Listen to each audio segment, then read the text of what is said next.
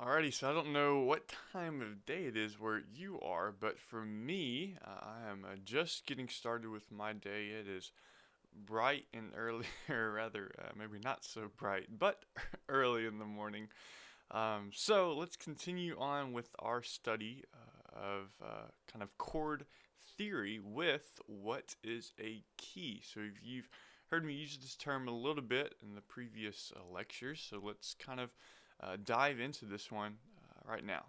So my definition of a key is the group of notes defined by the major scale. The group of notes, and I use the term group specifically. In a scale, we play notes in a sequence, so there's a defined order, whereas with a key, it is a group. So the items in that cluster or group are not in an order. So the group of notes defined in the major scale. So what are we saying here? An example. So the key of C consists of all notes in the C major scale.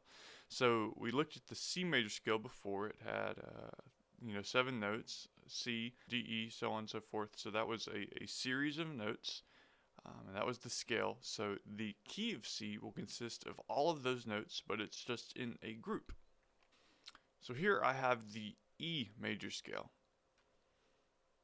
So we have E, F sharp, G sharp, A, B, C sharp, D sharp, E, and those are the notes in the E major scale. So how does this translate to a key?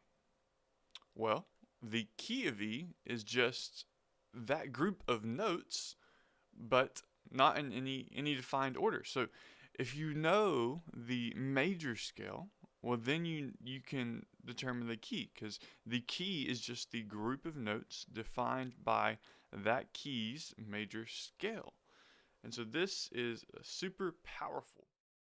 Hey friends, so instead of running ads on this video, I thought I would just plug my course, Acoustic Guitar 101. In this course, I teach you the 10% about acoustic guitar that you need to know in order to play along with 90% of your favorite songs. And did I mention that the video that you're watching right now is actually from that course? So if you like this video, you should check out the course by following the link that is attached to this video. Claim your spot today.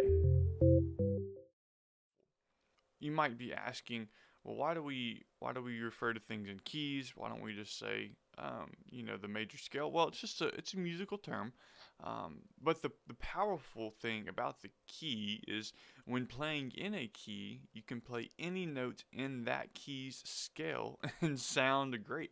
So whenever you're playing with a band, and say you're playing in that key of E, well, you might be playing some chords in that key of E. You're all playing together in the key of E. And say, the band leader looks at you and says, hey, you got a solo.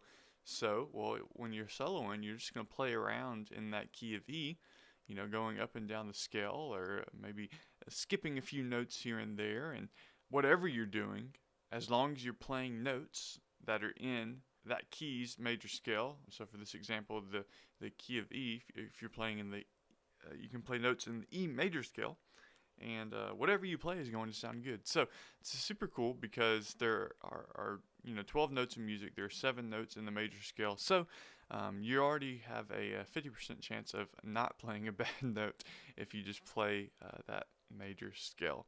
And that is about it for this section. So pretty short, but just to review, the key is the group of notes defined by the major scale.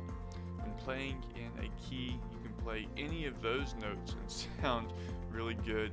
And this sets us up really nicely for continuing on to discuss what is a